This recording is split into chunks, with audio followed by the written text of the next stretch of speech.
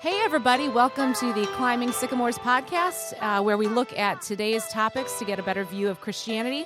I'm Annie Beege, and I'm joined by my friends Ben Sadler and Matt Harbach.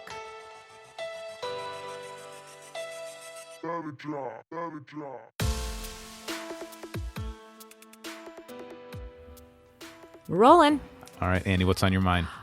Just as a little fun thing, has anybody listened to the new Taylor album, Taylor Swift? I knew that I know that it came out, but I have not listened. Tell me about it. I don't like it. That's what I hear. It's not good. Ooh, she's fallen. I know she's listening. Falling, huh? She's listening to us right now. Yeah, but it's kind of slow and boring, and she's wordy and she's a storyteller, and that's good, and that's one of her attributes. But boy, a lot of angst in this. Or no, there's cussing. Okay. Lots of explicit songs, which I don't care about, honestly. But if your demographic is teenage girls, right? I don't know. I do think a swear word can make a good point every once in a while. I've seen that with you. I would never. No foul language coming out of my mouth. That's a lie. Oh my goodness. But so an aptly placed cuss word can. I don't know. Okay, so I guess maybe. She wrote this on tour, right? That's what I heard. Didn't she write it while she was on tour? I'm not sure. There's a lot of songs. I think she's exhausted, right? Like, doesn't she go on like the biggest, craziest tour for like a year or something? And keep coming back for Kelsey's games, Yeah. She's really disciplined though. Like, you don't appearances. see her out partying. You know what I mean? Like, so good She for ha- her. But Taylor, you have enough money. Hang up the gloves. Yeah, no while one's you're gonna ahead. blame you. Yeah. But I don't know. So I don't know. Maybe give it. Just give a little peek and do a little sample. And to me, But what'd you think of the last album? You thought that was good, right? I liked most of it. The last one was called Midnights. Is that the last album? I can't keep it all straight Yeah, I think anymore. so. Shouldn't I know? And this one's called Fortnite. Oh, that's a no, song. that's a song with Post Malone. So she's got guests on a couple of the songs. Post Malone is on that one, and then also Florence from Florence and the Machine. That's probably my favorite one from the album. The song's called Florida. Okay. And it's featuring Florence, so I kind of made the connection between Florida and Florence, clever. because she does those types of things. But I like that one. It's a little stands out a little bit more. I'm gonna have to listen to it now. Or just take Somebody samples. told me the same things happened like Beyonce. Like she had really good albums a while back, and like all of her latest stuff has just been like you just threw something together. She did the Cowboy Carter album. Yeah. And she's gone a little country. Is it any good? I think it's poppy. It's got a lot of R&B flavor to it to me, like the hit song, the Texas Hold'em song. Mm-hmm. I've heard that one. Yeah, and I mean it's catchy. It's definitely has R&B influence for sure. And I think she's like the first black woman to be number one on the country charts. So I mean, I think that's cool. I don't know. Maybe Dolly I'm thinking Parton of is a big supporter of hers. the album before that. Maybe I'm thinking I thought that her music now is not as good as maybe stuff that came out years ago. I don't remember Okay. what the last one was, but anyway, There you go. little icebreaker. So What we wanted to talk about today, an article came out by, how do you say his name? Uri Berliner, Berliner, something like Yeah. that. He was like a head editor at NPR, and he was just recently let go or resigned. And what's so fascinating, he wrote I think he resigned. He is resigned. the official thing, Okay. but it was. could have been a constructive resignation. Yeah, I think that was kind of moving that way. and he'd been with the company for 25 years. He got Peabody Award, Edward R. Murrow Award, so he's really He's legit. yeah. But what was so fascinating, so he recently wrote this article in, what is the name of the Free Press. In the Free Press, published on April 9th, so a couple weeks ago. And he just disclosed like what it feels like to be on the inside of that organization and what gets curated out and what gets filtered. And he basically exposed on how NPR really just toes the line for a lot of not just liberal, but really kind of left-wing ideas. And not that this was a huge surprise, and he acknowledges that, but I think the bigger kind of scandal is that NPR is a government-funded news organization. It was supposed to be non-biased. It was supposed to just be reporting things. And, I remember when I was in Minnesota, I used to listen to a lot of NPR just because they didn't have any other radio stations out there. And so, but that was the only thing that was on. But you always knew that this was kind of colored one way or the other. But his admitting that, like, you couldn't bring up things that didn't fit this narrative. And no matter how obvious and this happens on both sides, the right and the left, but I think the scandal is that they were claiming not to be biased. So that's what I got out of the article. I don't know what you guys thought about the article. And then I think this is one of the ways that the Bible is different. I want to talk a little bit about that the Bible, when it writes about its main characters, it has no problem exposing David as a murderer and an adulterer. It has no problem saying that Peter denied Jesus 3 times and did some horrible things, and Judas and all these people who are supposed to be the heroes show up in horrible ways. So that honesty, that transparency, I think, is in the scriptures in a unique way that we don't see in news. So those are my application. What do you think, Matt? What did you get out of the article? Oh boy, where to start? Yeah.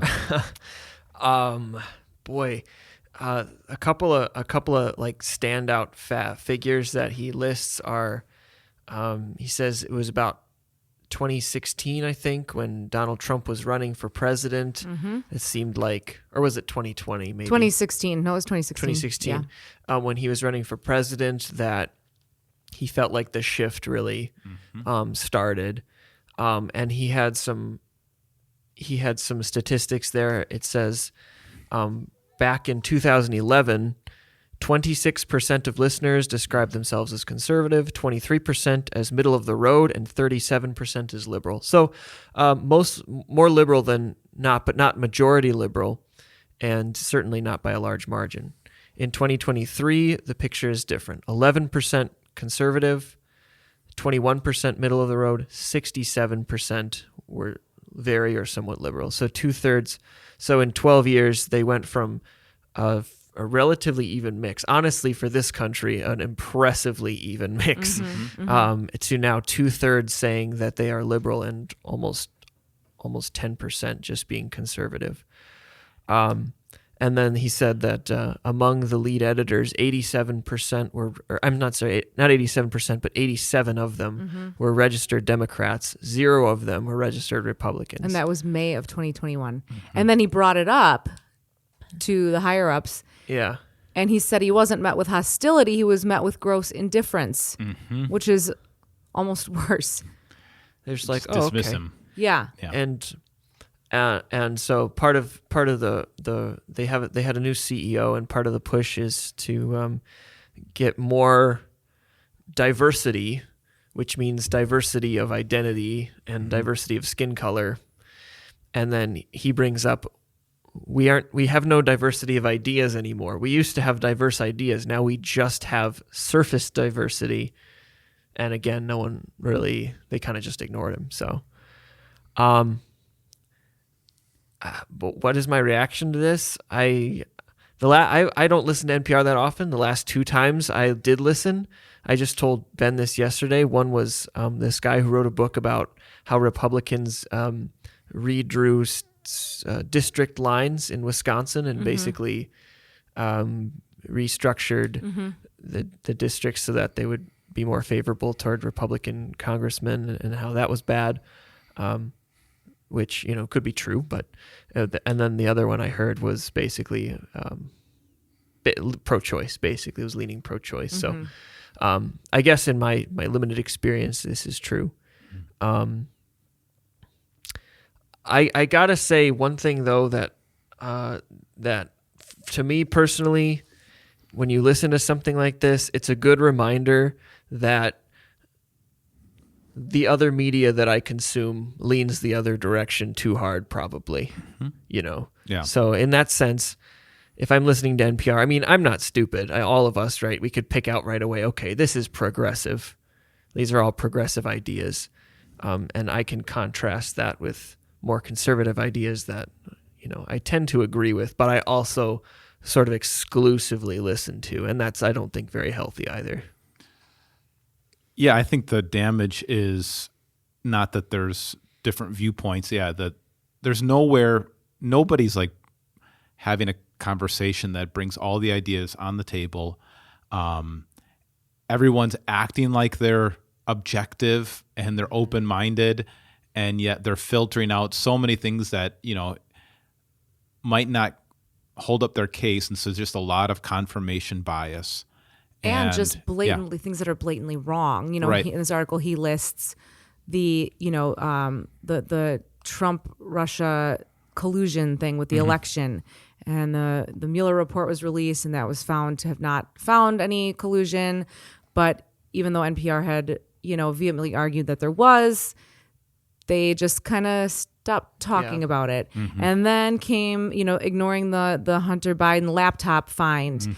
And he in the article cites that after speaking with one of his colleagues, the colleague said, well, it would be, if we reported on this, it would help Donald Trump. So in other words, we're not going to report on this because it's going to help Donald Trump. And then, then the COVID origin was another one where they just kept getting it wrong, or at the very least, because even scientists couldn't quite determine where it came from, and COVID, that is, and so they would go back and forth and even openly say, well, we're not really sure. I could see it both ways. And they still vehemently argued in one way. So they were wrong, or at least uncertain about so many things.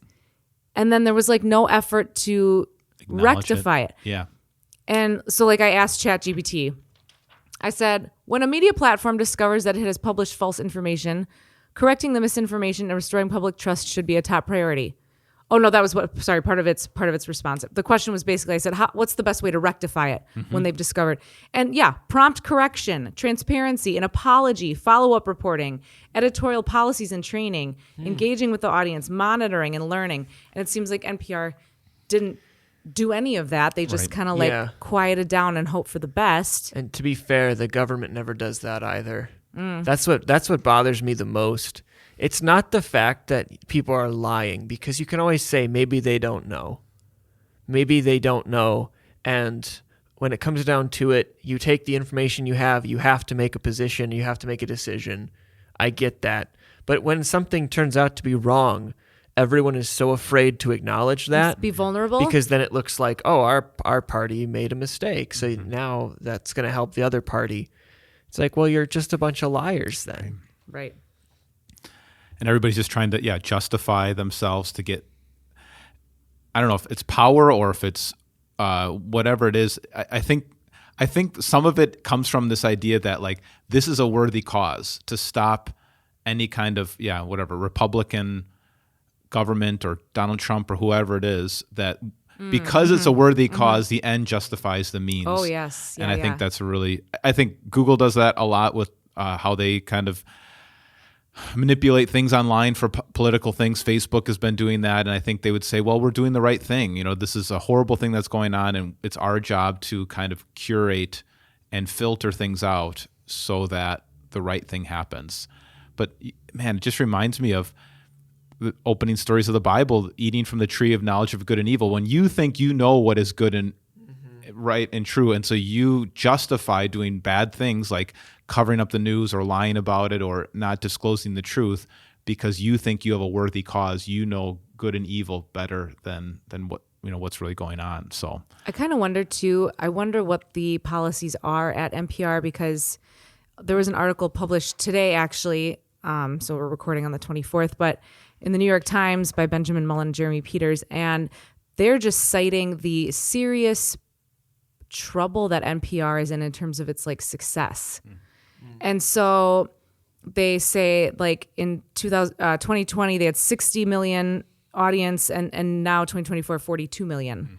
2023 they had a lot of layoffs, and they had like a $30 million budget deficit.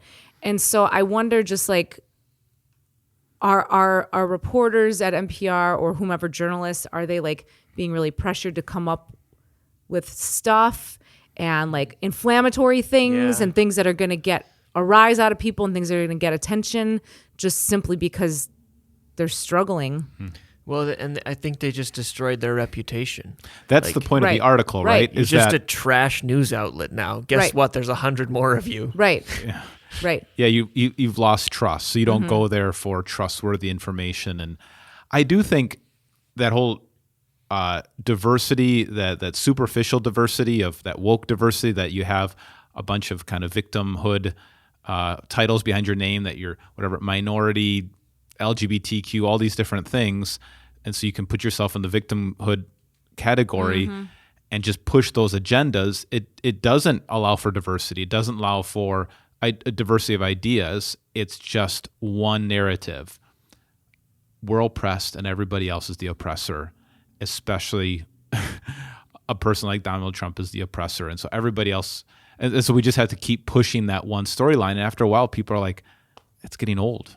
It's not worth engaging with anymore. So yeah, I think that was kind of the big part of the article, is he believes that because there is so much filtering out of just the truth, and so many things have been proved wrong, whether, it was the Russia collusion thing, whether it was COVID-19, you name it, and there was never anything to rectify that, you've lost your trust. And so why would I go to you for news if you're just going to say a bunch of things and then never correct it? I think a lot of news organizations, it's just the bias is getting so dramatic.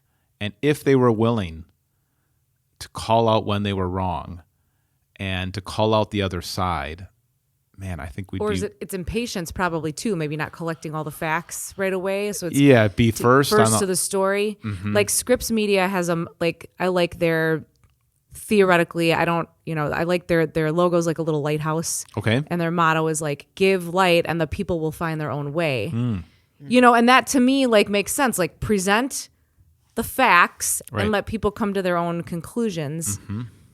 And it just seems like that's not happening.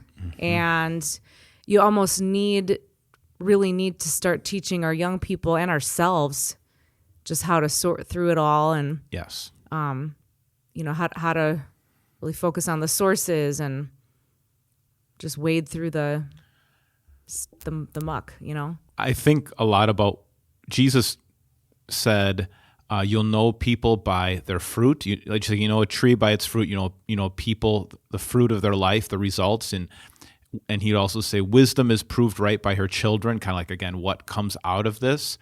And I think a lot of this, what came out of this? What is the result?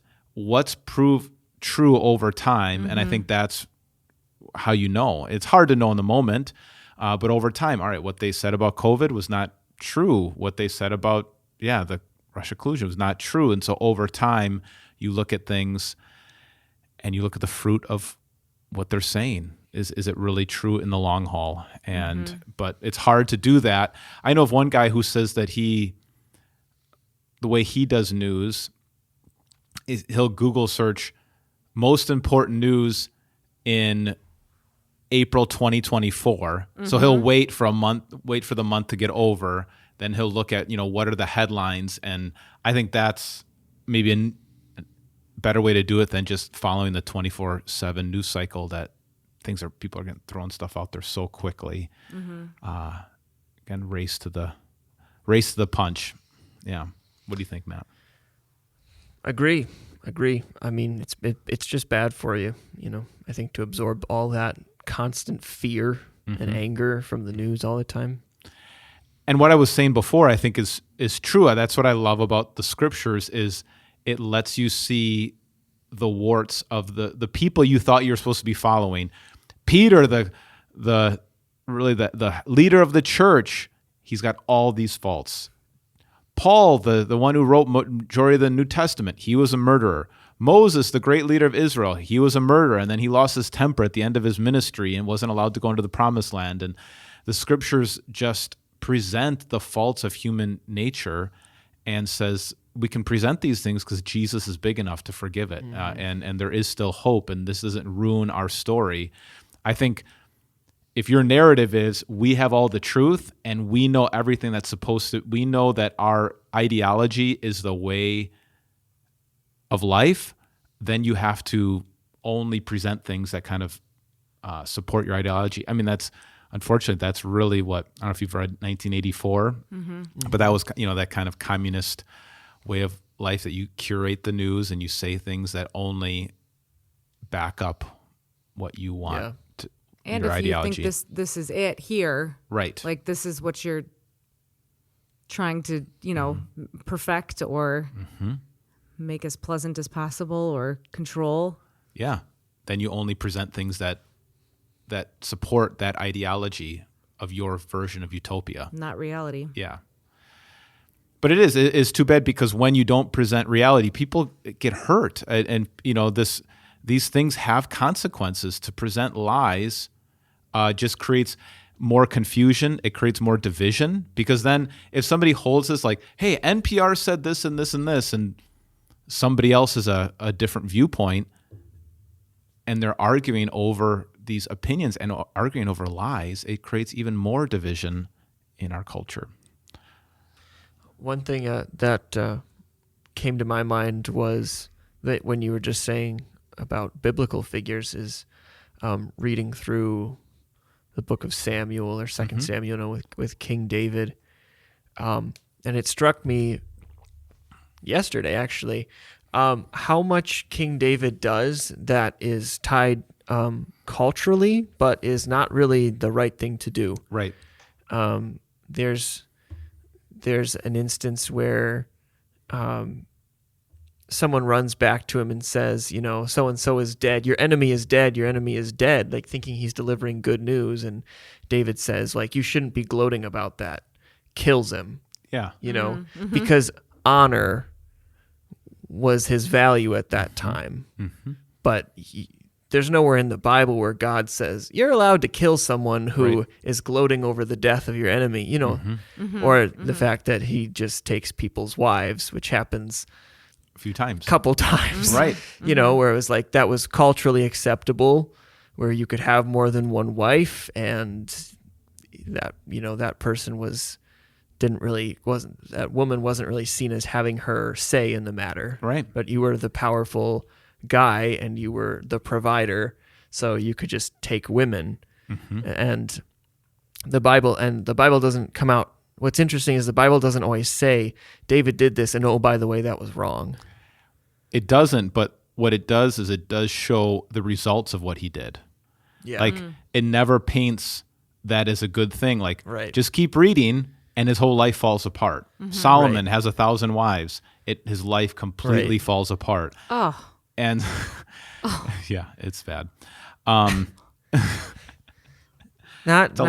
Technically, he has like 700 wives and 300 concubines. Right. So it's not as bad as you think. Oh, my stars. It's a lot to keep lot to keep track of.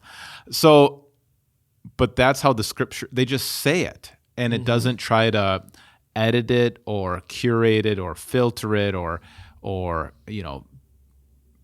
brush it under the rug kind of thing. And I think that makes it so powerful. Like the writers, and I believe inspired by the Holy Spirit, believe that God's truth was so powerful and is so true that it's even able to sustain these bad characters and flaws. And and I think that's what's happening here is you have this fear that like if we say something about the other party or the other side, our ideology is going to crumble.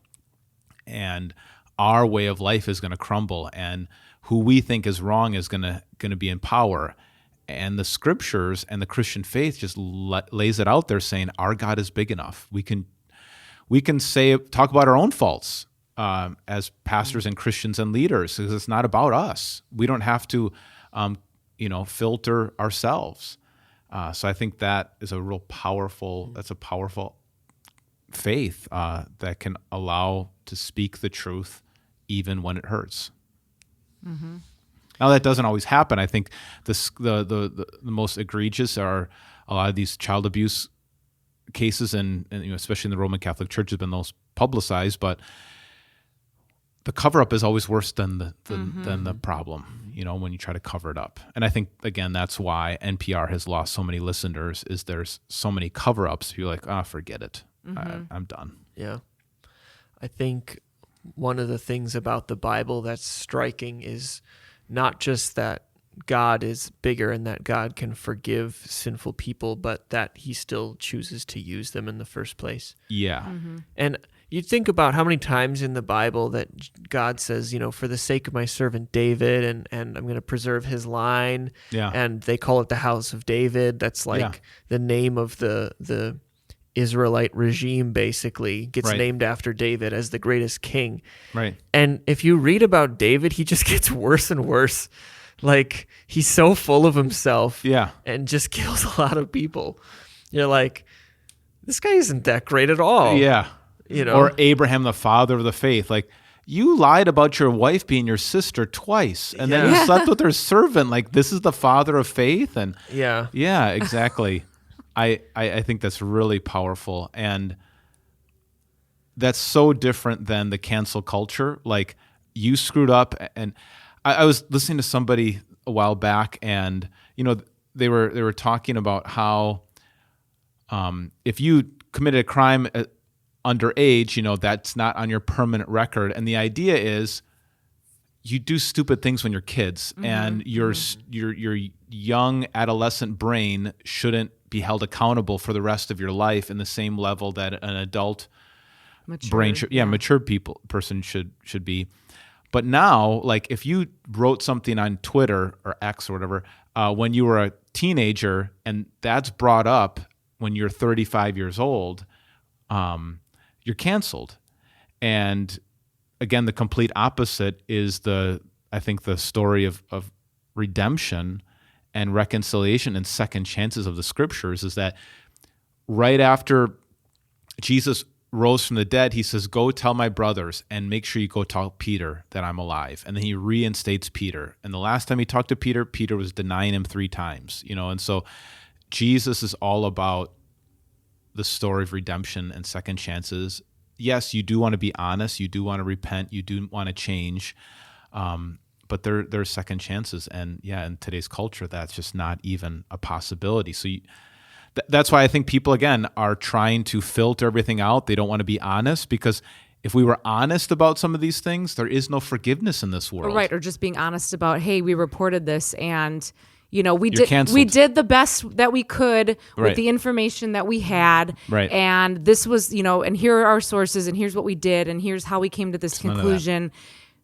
We goofed up, like, Right. and we're gonna, work on how to make this better. No, you can't say that, because then you become vulnerable and immediately, canceled, or Right.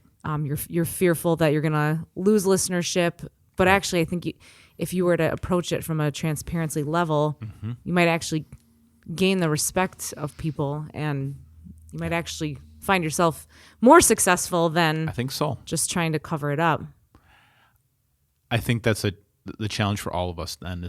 I don't think anything's going to come of this. He resigned, but basically fired or told to resign. And I don't think it's just going to keep hurting NPR. I don't think they're going to apologize, but they're going to struggle. Here's a question that Let's hear I've it. also been thinking about. Why is it so much easier for people to become so passionate about ideas that largely don't affect them Oh, that's good. nearly as much as like the stuff? Because I thought Yes. about this, and like some of these topics they're talking about absolutely enrage me. And like, we talked about justifying looting was not necessarily NPR's take, but was someone they interviewed. Stuff like that just absolutely amps me up. Mm-hmm. And I'm like, okay, what if I was actually as excited about ministry as I was about, Right. as I was angry about stupid people saying stupid things? Yeah. Right. And right. why is it so much easier for us to watch the news and just become enraged at like something happening in Nebraska? Right. And you're like, oh, they're so stupid. How could they even, and like, we're not even there.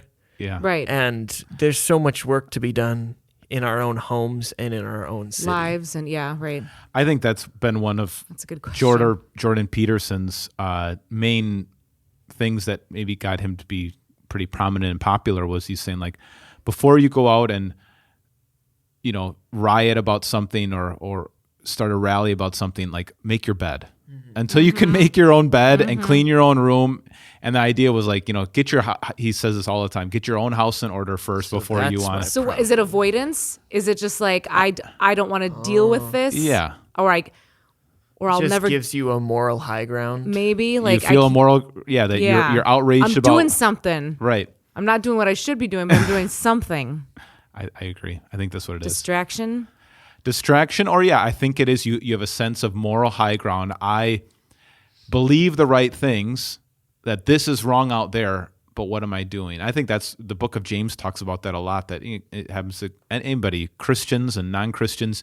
You say all these righteous things, but what are you actually doing in your day-to-day life? And so I think that's what it is. I think we have this moral outrage, and it makes us feel like, virtue signaling. It feels we feel like we have the moral high ground without actually having to do anything about it. I listened to a piece of a podcast yesterday, but I don't remember who it was by. Two guys who are both in ministry, but they cited a study that the majority, I think like 75 is like 74%, about 75% of Gen Z thinks it is their duty to save the world, not in a discreetly environmental sense, but like that there are so many problems and I need to be the hero and I need to do something. It's a lot of pressure. Yeah, and I'm like, well, go figure. They're growing up just constantly bombarded because they're on the internet all the time. They've been on the internet. That's me, by the way. I'm Gen Z. We've been on the internet. You're on the internet a lot. And I do spend too much time on the internet, and COVID, Black Lives Matter, and those big things. But you have the majority of a generation that thinks it's their job to save the world, and I guess think about if you could get those people to actually like do useful, constructive things, and not just protest the treatment of people like 6 states away. Right. I do think it's in the little ways is most important, that you can create a lot of meaning of where are you already involved? Is it the local school where your kids go? Can you help out there? Are you a member of a church? Can you be more active in your church? Can you be a coach on a sports team? Like, these are tangible ways that you can make your community a better place. But they're not Insta-worthy. They're not grandiose. They're not heroic. They're not heroic, right? So it's like. But that's what we need. Oh, we agreed. need good communities where people are all participating. And I do. Maybe that's part of the people are leaving institutions. They don't trust institutions, and so they don't have anything to belong to.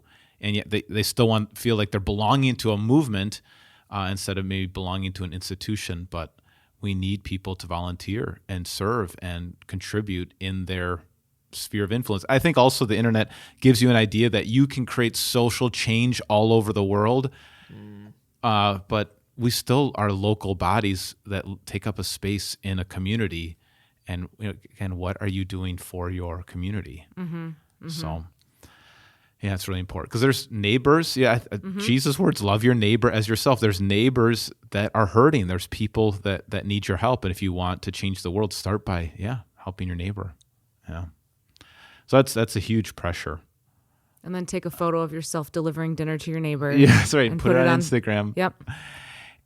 And make sure you have your yard sign that talks about all the different causes that you're a part of. And, yes. And if there's anything that you've done wrong, make sure you filter that out so people, They should put that on the lawn too. Get the whole picture. I like the ones that say like Bigfoot is real, just random stuff. That's right. I like that. That's good too.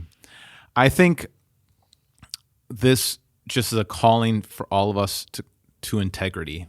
And that was Jesus' big point on the Sermon on the Mount. Like, don't do your acts of righteousness to be seen by other people, but do them in secret. And this man is showing that, hey, this organization has failed and has lost trust because it was of hypocrisy. And that's a huge thing that Jesus is all about. What's in your heart? What actually is the truth? And are you willing to live according to that integrity? That's good. Anything else? Nope, got nothing. All right. If anybody knows what news we're supposed to be listening to, send us an email. And Yeah, do tell me. I'd like to know. All right. If you'd like to get a hold of us here at the Climbing Sycamores podcast, feel free to email bsadler@victoryofthelamb.com. bsadler@victoryofthelamb.com. If you like today's intro music, it's been brought to you by Andrew Lynch's song, My Name, Hello.